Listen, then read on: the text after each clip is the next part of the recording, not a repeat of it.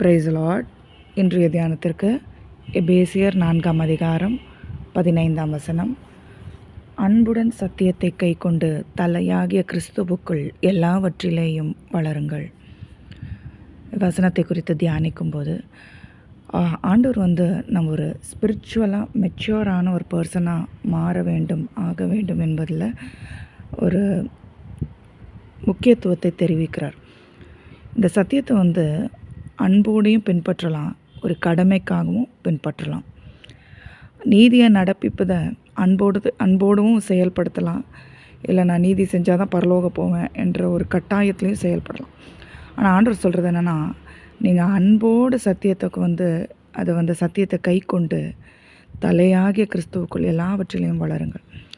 இன்றைக்கி எல்லாவற்றிலையும் வளரணுன்னா இது வயதை பொறுத்ததல்ல, மாறாக நீங்கள் எவ்வளோக்குள்ளே இந்த வேதத்தில் ஆர்வத்தை காட்டி அதை செயல்படுத்துகிறீங்களோ அதை பொறுத்து தான் ஒரு நபர் கிறிஸ்துவுக்குள் வளர முடியும்.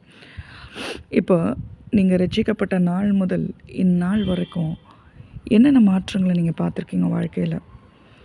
உங்களால் உங்களை பற்றி சொல்ல முடியுமா? நான் இந்த காரியங்களில் நிறைய மாறியிருக்கேன்,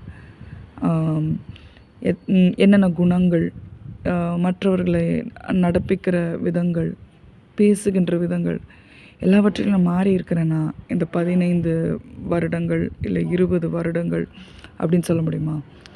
இல்லைன்னா 20 வருஷம் நான் சத்தியத்தை படிக்கிறேன், ஆனால் என்கிட்ட எந்த வித மாற்றமும் இல்லை அப்படின்னு சொன்னீங்கன்னா உங்கள் இடத்துல எந்த ஒரு ஸ்பிரிச்சுவல் ப்ராக்ரஸ், கர்த்தருக்குள்ளே நீங்கள் வளரவே இல்லை என்பது தான் அர்த்தம்.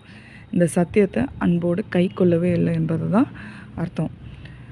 ஆகையால் இன்றைய தினத்தில் நம்ம கர்த்தருக்குள் எல்லா காரியங்களையும் வளர சத்தியத்தை ஒரு காரியம் தினமும் எடுத்து நம்ம இப்போ தியானிக்கிறது ஒரு காரியத்தை தியானிக்கிறோம், ஆண்டவரை பற்றி தியானிக்கிறோம், அவர் என்ன செய்ய சொல்லுகிறாரோ அதை பற்றி தியானிக்கிறோம்.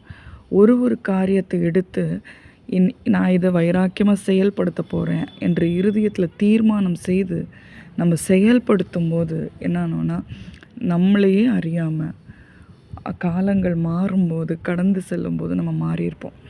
அது தேவன் செய்கிற கிரியை.